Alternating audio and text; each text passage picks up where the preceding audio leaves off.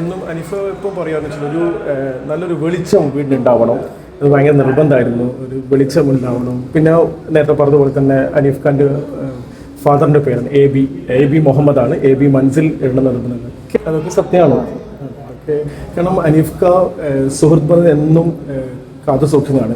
കാരണം അനീഫ്ക്ക് എന്നും പറയും, കാരണം നമുക്ക് പണത്തിൻ്റെ അല്ല, കാരണം നമ്മൾ ആ ഒരു ബന്ധമാണ് കീപ്പുന്നത്. അതുകൊണ്ട് തന്നെ കുടുംബത്തിന് അനീഫ്ക്ക് എന്നും അത് എൻ്റെ പെങ്ങളും ചേർത്ത് പിടിച്ചെന്നാണ്. കുടുംബം അതൊരു അവിടെ എന്ത് ഇഷ്യൂസ് എന്തുണ്ടെങ്കിലും അതൊക്കെ തരണം ചെയ്തുകൊണ്ട് ആരാണ് എന്തെങ്കിലും പ്രശ്നമുള്ള അവരെയാണ് ആദ്യം മുന്നിട്ട് പോയി കാണുന്നത്. അവർക്ക് അനീഫ്ക്ക് പഠിപ്പിച്ചൊരു പാഠമാണ്. അതന്നെ ശരിക്കും അനീഫ്ക്ക് ബാക്കി വെച്ച സ്വപ്നങ്ങൾ ഇവർ ഓരോന്ന് നിറവേറ്റുകയാണ്. മക്കളായിട്ട് എന്തെങ്കിലും കലാപരമായിട്ട് എന്തെങ്കിലും കുറെ ട്രോഫികളൊക്കെ ഞങ്ങൾ കണ്ടിരുന്നു.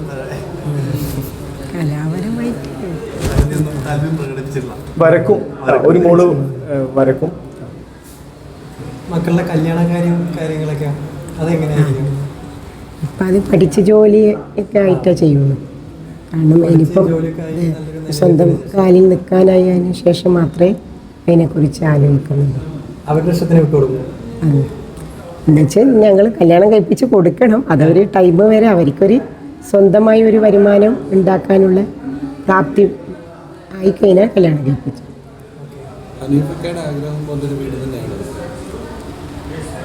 100% ആയിരിക്കാം.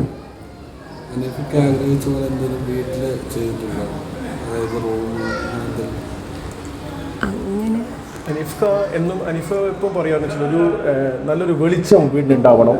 അത് ഭയങ്കര നിർബന്ധമായിരുന്നു. ഒരു വെളിച്ചം ഉണ്ടാവണം. പിന്നെ നേരത്തെ പറഞ്ഞതുപോലെ തന്നെ അനീഫ് ഖാൻ്റെ ഫാദറിൻ്റെ പേരാണ് എ ബി മുഹമ്മദാണ്. എ ബി മൻസിൽ എഴുതുന്നത് ഒക്കെ ഇവർ നിറവേറ്റുകയാണ്. അവരുടെ സ്വപ്നങ്ങളും ഒരാഗ്രഹം ഉണ്ടായിട്ടൊക്കെ അനീഫ് ഖാക്ക് ഇമ്പോർട്ടൻസ് കൊടുത്തുകൊണ്ട് ബാക്കി വെച്ച സ്വപ്നങ്ങൾ ശരിക്കും 3 അംഗ സംഘം വളരെ എന്താ പറയണ്ടേ ഒന്നും പുറത്തറിയിക്കാതെ അവരുടേതായ ജീവിതത്തിൽ അവർ നിറവേറ്റിക്കൊണ്ടിരിക്കുകയാണ്.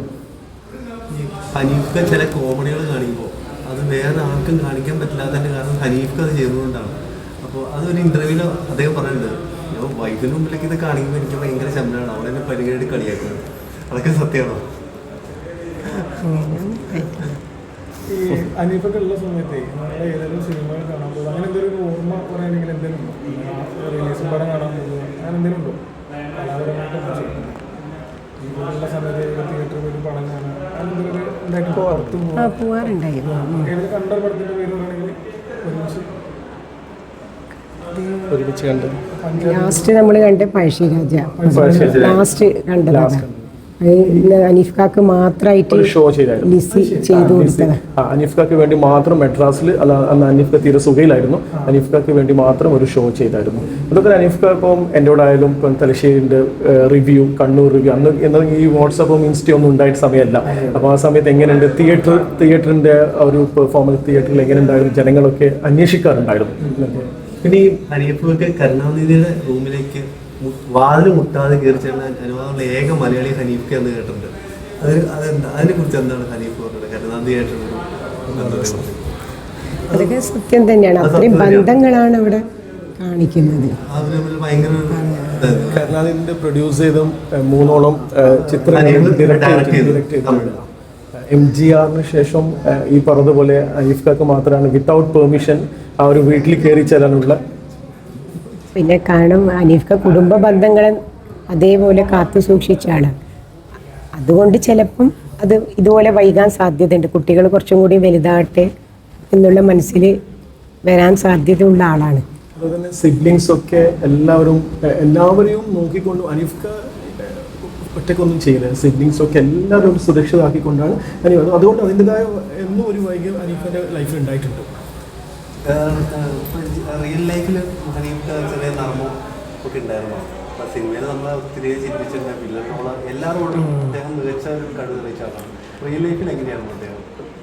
നർമ്മമൊക്കെ ഉണ്ടായിരുന്നു. പക്ഷേ എൻ്റെ ലൈഫിൽ എനിക്ക് അനീഫ് ഖാനെ കുറിച്ച് പറയാൻ വെച്ചാൽ അനീഫ് ഖാ എന്ന് നമ്മോട് പറയാൻ വെച്ചാൽ എവിടെയെങ്കിലും പോയി നിങ്ങളൊക്കെ എന്തെങ്കിലും ചെയ്തിട്ടുണ്ടെങ്കിൽ അത് ബാധിക്കാൻ എനിക്കാണ്. കൊച്ചിൻ ഹനീഫൻ്റെ അളിയൻ, കൊച്ചിൻ ഹനീഫൻ്റെ ഭാര്യ, കൊച്ചിൻ ഹനീഫിൻ്റെ മക്കളാണ് എൻ്റെ പേര് കളഞ്ഞു പറയും. അപ്പോൾ ആ ഒരു രീതിയിലേക്ക് നമ്മൾ എന്നും ഉപദേശിക്കും.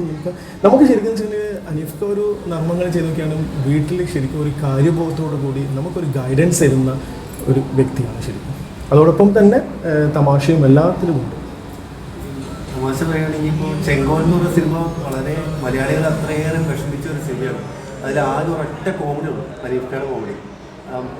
ലാലേട്ടൻ ഹനീഫ് ഖാനെ തേടി വരുമ്പോൾ ഹനീഫ് ഖാൻ ഒന്ന് ഓടും, അവിടെ പിടിച്ചുകൊണ്ട് വരുമ്പോൾ അതിലുള്ള ആ പടത്തിലുള്ള ആകെയുള്ള കോമഡി അത് ഹനീഫ് മാത്രം ചെയ്യാൻ പറ്റുന്നൊരു ഇതാണെന്ന് തോന്നുന്നില്ല. ലാലേട്ടൻ പോലും അതിലൊന്നും കോമഡി ചെയ്യാൻ പറ്റില്ല. അങ്ങനത്തെ ഒരു സിനിമയിൽ രണ്ട് പാട്ടിലും ഹനീഫ് ഖാൻ നല്ലൊരു വേഷം. അതിലൊരു സത്യാവസ്ഥ പെങ്ങളെന്നെ പറയും, കിരീടം എന്ന പടം സീരിയസിൽ അഭിനയിച്ചില്ലേ? കിരീടം എന്ന പടം അല്ല, അത് മണ്ണാർ മത്തായി കൂടിയാണ് കോമഡിയിലേക്ക് വരുന്നത്. കിരീടത്തിലും സീരിയസ് ആയിട്ട് അഭിനയിച്ചാണ്. അത് ആർക്കും അറിയില്ല. കിരീടം ഒരു തമാശയാണ് നമ്മളിത് ചിത്രീകരിച്ചിട്ടുണ്ടെങ്കിലും ശരിക്കും അത് ഹനീഫ് ഒരു സീരിയസ് ആയിട്ട് അഭിനയിച്ചു. പല സമയത്ത് മുമ്പ് പറയണല്ലോ, ഞാൻ സീരിയസ് ആയിട്ട് അഭിനയിച്ചു, ജനങ്ങൾ തമാശയിലെടുത്തു, പിന്നെ ആ തമാശയുടെ ആ ട്രാക്കിലേക്ക് പോയി. ഹനീഫ് ഖാന്റെ യഥാർത്ഥ വീട് എവിടെയാണ്? ഹനീഫ് ഖാന്റെ കൊച്ചിയിലാണ്, നമ്മളെ വീട് തലശ്ശേരിയിലാണ്.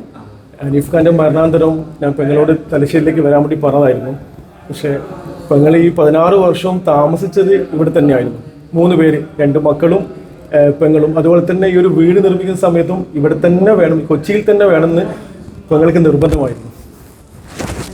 ആഗ്രഹിച്ചതും അത് തന്നെയാണ്. എറണാകുളത്തൊരു സ്വന്തമായ ഒരു വീട് വെക്കാനും അതുപോലെ ഹനീഫ് ഖാന്റെ വാപ്പച്ചിൻ്റെ പേര് അതിൽ ചേർക്കാനും. AB മൻസിൽ, കൊച്ചിൻ ഹനീഫാസ് AB മൻസിലാണ് നമ്മളെ വീടിൻ്റെ പേര്. അതുപോലെ ചെയ്യണമെന്ന് വലിയൊരു ആഗ്രഹമായിരുന്നു. ഇപ്പം ആ ആഗ്രഹങ്ങളെല്ലാം സഫലീകരിച്ച് അടച്ചവൻ്റെ അനുഗ്രഹത്താൽ എല്ലാം നടന്നു. ഒരുപാട് ചർച്ചകളുണ്ടായിരുന്നു. അതായത് അളിയനായ എൻ്റെതോ അല്ലെങ്കിൽ മറ്റാരുടെയോ പണം എന്തെങ്കിലും സാമ്പത്തികമായി സഹായിച്ചിട്ടുണ്ടോ എന്ന്. ഹനീഫ് ഒരു അഭിമാനിയാണ് ശരിക്കും. അതുകൊണ്ട് തന്നെ ഇവർ ശരിക്കും 16 വർഷം കാത്തിരിക്കണം. ചെറിയ ലീഗൽ ഇഷ്യൂസൊക്കെ കാരണം 16 വർഷം കാത്തിരിക്കേണ്ടി വന്നു. ഇന്നിപ്പോൾ എല്ലാം കഴിഞ്ഞു. അവർ ഹനീഫ് ഖാൻ തന്നെ സമ്പാദ്യം കൊണ്ടാണ് ഈ വീട് നിർമ്മിച്ചിരിക്കുന്നത്. അതൊരു ഭയങ്കര സന്തോഷം നമുക്കൊക്കെയാണ്. ഇപ്പോൾ വാടക വീട്ടിൽ നിന്നപ്പോൾ മാറി പുതിയ വീട്ടിലേക്ക് വന്നിരിക്കുകയാണ്. ഇപ്പോൾ ഈ ഒരു 16 വർഷത്തെ കാര്യം പറയുന്നത് ഇപ്പം ഈ സമയത്ത് അത് ഓർക്കുമ്പോൾ എന്ത് തോന്നുന്നു?